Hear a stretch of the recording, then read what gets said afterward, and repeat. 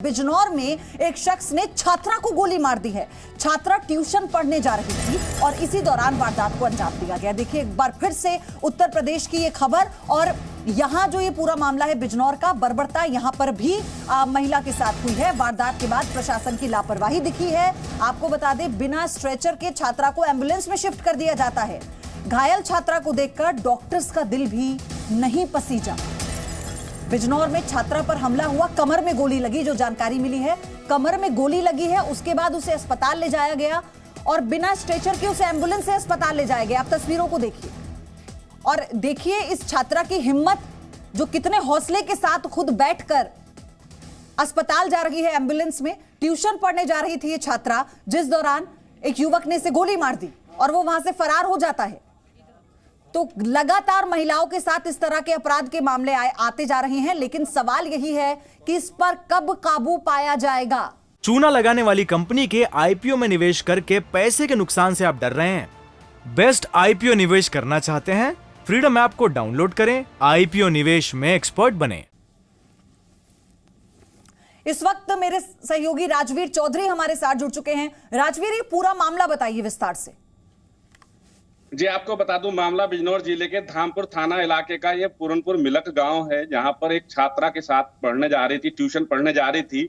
और ट्यूशन पढ़ने के बाद में जब वापस आ रही थी तो पीछे से आके एक युवक ने पीछे से गोली सटाकर मार दी और जिससे छात्रा घायल हो गई। ये 10वीं क्लास की छात्रा है और ये गाँव में ही एक शिक्षक से ट्यूशन पढ़ने के लिए निकली थी। कल शाम की घटना है, 3-4 बजे की। और उसके बाद ये प्राथमिक स्वास्थ्य केंद्र धामपुर में लाया जाता है छात्रा को और वहां पर इसका इलाज किया जाता है। और सबसे हैरानी की बात यह है, स्वास्थ्य विभाग के अधिकारियों की लापरवाही का नतीजा है ये। जो घायल छात्रा है, कमर में गोली लगी हुई है, वो लड़की खुद अपने आप चल के एम्बुलेंस में बैठती है। उसके स्ट्रेचर भी मुहैया नहीं कराया गया यहाँ पर इनके द्वारा, डॉक्टरों के द्वारा। मैं आपके पास आऊंगी। मेरे साथ सांसद रीता बहुगुणा जोशी इस वक्त फोन पर जुड़ गई हैं। रीता जी, बहुत स्वागत है जी न्यूज पर आपका। लेकिन मेरा सवाल यही है कि अभी उत्तर प्रदेश की 2 घटनाएं हम अपने दर्शकों को बता रहे थे। बिजनौर का ये मामला है, कैसे सरेआम बच्ची को गोली मार दी जाती है। अस्पताल की लापरवाही अलग है, पुलिस प्रशासन की लापरवाही अलग है। किससे उम्मीद करें?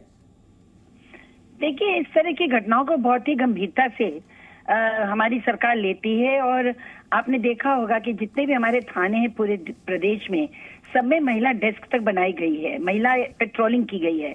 हमारे यहाँ ऑर्गेनाइज्ड क्राइम बहुत कम हो गया, जो सुयोजित सुसंगठित अपराध होता है। परंतु ये जो घटनाएं हैं, जो कि कई पड़ोसी के जरिए से या व्यक्तिगत रूप से लोग करते हैं, ये शर्मनाक भी है और इस पे बहुत सख्ती भी की जा रही है।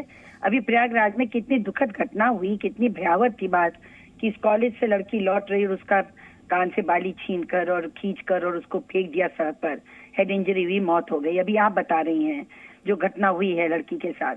तो इस पे कोई ढिलाई नहीं होती है, तत्काल इस पे कार्रवाई होती है।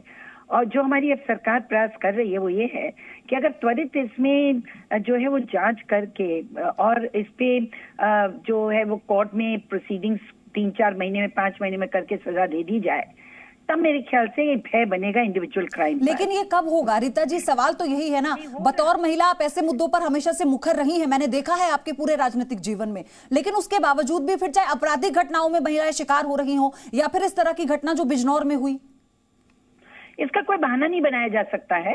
सरकार को लगातार सख्ती करनी पड़ेगी, सरकार को लगातार अपनी चेतना बढ़ानी पड़ेगी।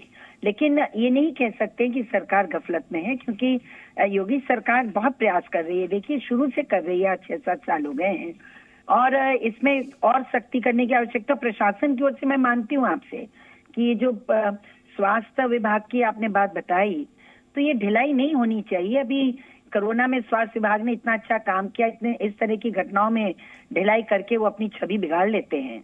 तो अभी प्रशासन के ऊपर प्रयागराज में पुलिस की कार्यशैली पर परिवार सवाल उठा रहा है। उन्होंने कहा कि हम लगातार पुलिस से गुहार लगाते रहे, वो जांच करने को राजी नहीं थे। जी न्यूज के कैमरे पर बोला है। नहीं, वो देखिए, जो वो था 3 व्हीलर का जो ड्राइवर था, वो तो जेल गया। मैं अभी उनके घर जाने वाली हूँ, मैं बाहर गई हुई थी, मेरा उदयपुर में कार्यक्रम था, मैं वहां से आज लौटी हूँ। आज मैं परिजनों से मिलने जाऊंगी। ये मैं आपको आश्वस्त करती हूँ कि मेरे रहते हुए तो कम से कम ये नहीं हो सकता कि अपराधी पकड़े ना जाए और उनके लिए सख्त इन्वेस्टिगेशन ना हो।